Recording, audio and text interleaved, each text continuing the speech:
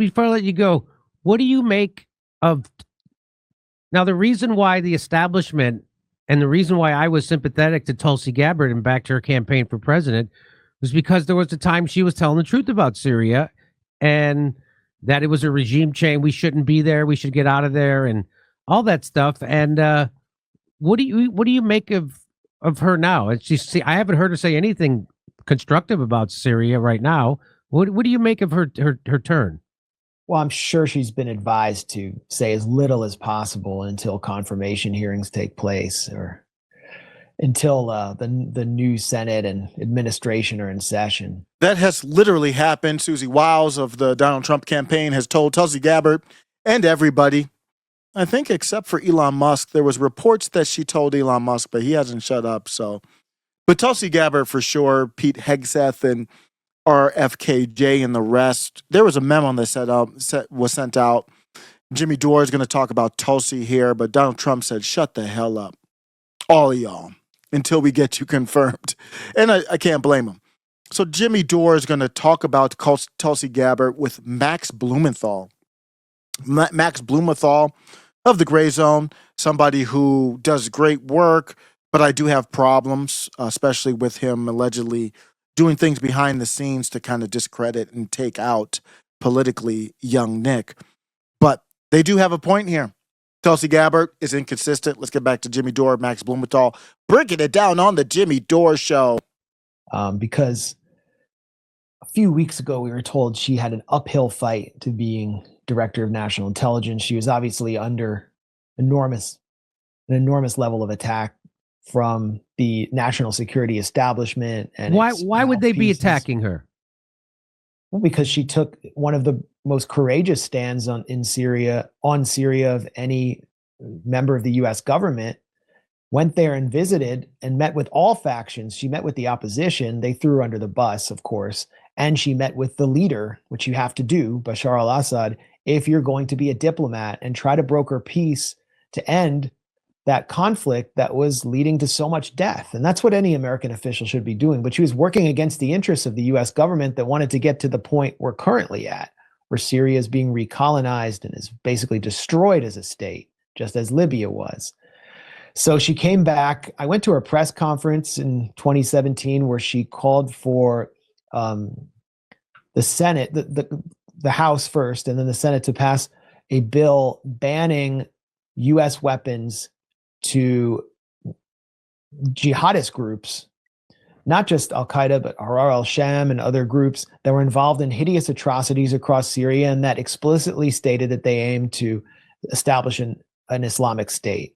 And these were groups that were being funded, armed through the U.S. Incirlik Air Base in Turkey. So it was known they were getting U.S. arms.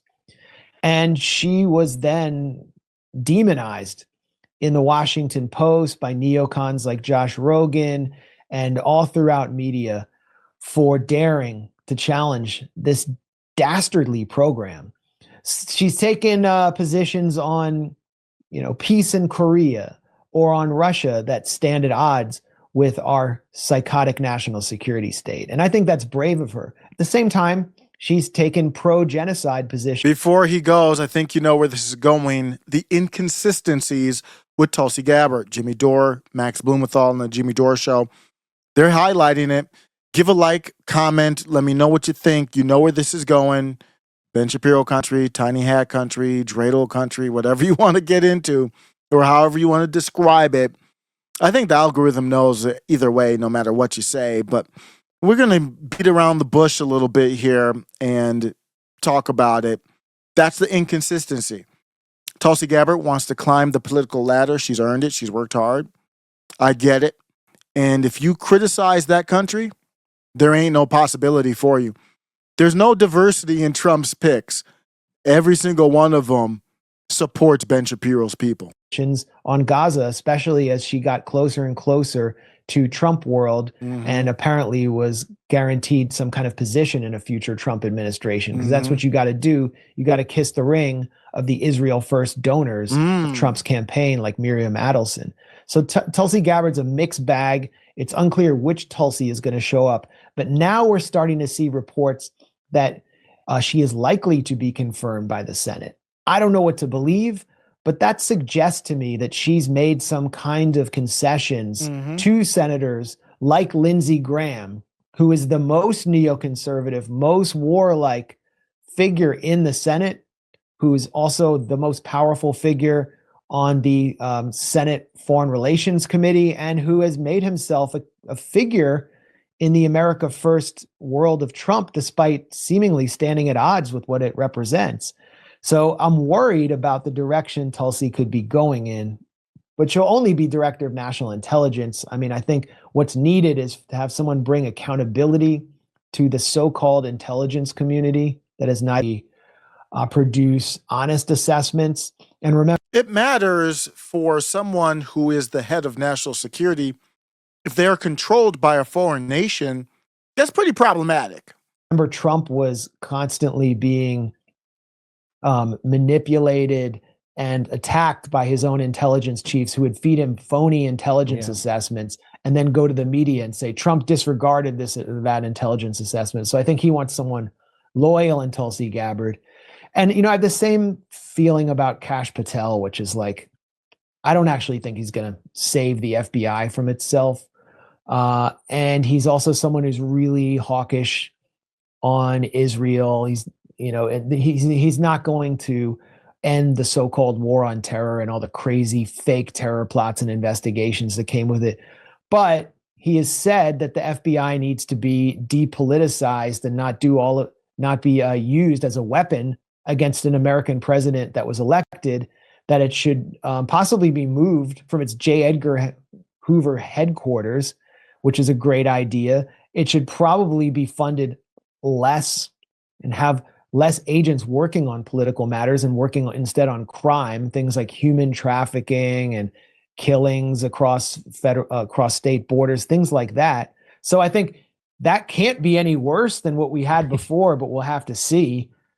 I mean, who was the DNI before? Like James Clapper, who lied to Congress about mass surveillance, who was just a neocon fanatic. So it's like, I don't know what Tulsi will show up, but I can't imagine it being worse than anything that preceded her. I'm with you on that. I just have, I have, what I've been saying is I have hope. I don't have faith. I have, we'll see what happens. It took a lot of courage for her to stand up against all that stuff she took. I mean, the former First Lady and Secretary of State called her a Russian asset. And they had the goons following her around. They had spies following her around from the government as she traveled in airports. She was on the terror watch list or some kind of crazy. I mean, and all she did was tell the truth about Syria. I mean, which took a lot of courage and guts, which is why I backed her and when she ran for president, because I saw what was happening. And nobody else seemed to give a shit about Syria. Nobody else seemed to care that the establishment was coming against her. Well, what I would say is, I know. So I'm going to give Tulsi Gabbard credit for that, even though if I'm going to criticize her for her cringe positions on the New Jersey-sized country, I'm going to also give her credit for her bold and solid takes and courageous ones. I like courage. Overall, I do not support Tulsi. I don't support anybody who cannot challenge that country. But I will give her credit there. Jimmy Dore mentioned that she was on a watch list. Tulsi Gabbard was briefly placed on a Transportation Security Administration TSA watch list called Quiet Skies. Wow. In 2024, Gabbard's overseas travel patterns and foreign connections triggered a government algorithm. And as soon as she came out in support of the right country, it looks like that went away. The list prompts additional security screening before flights. Her inclusion was not related to her criticism of Vice President Kamala Harris, as Gabbard had claimed. How would we know that? They wouldn't put that on paper. She was swiftly removed from the list after she publicly claimed she had been put on a secret terror watch list. The exact duration of her time is unclear, but appears to have been brief. Don't say it was brief if you don't know if it was brief. We don't know how long it was. The Quiet Skies program It has looser standards for inclusion than the FBI's watch list for terror. The program focuses on travelers who may present an elevated risk to aviation security. It just is another fancy way to say a violation of the rights.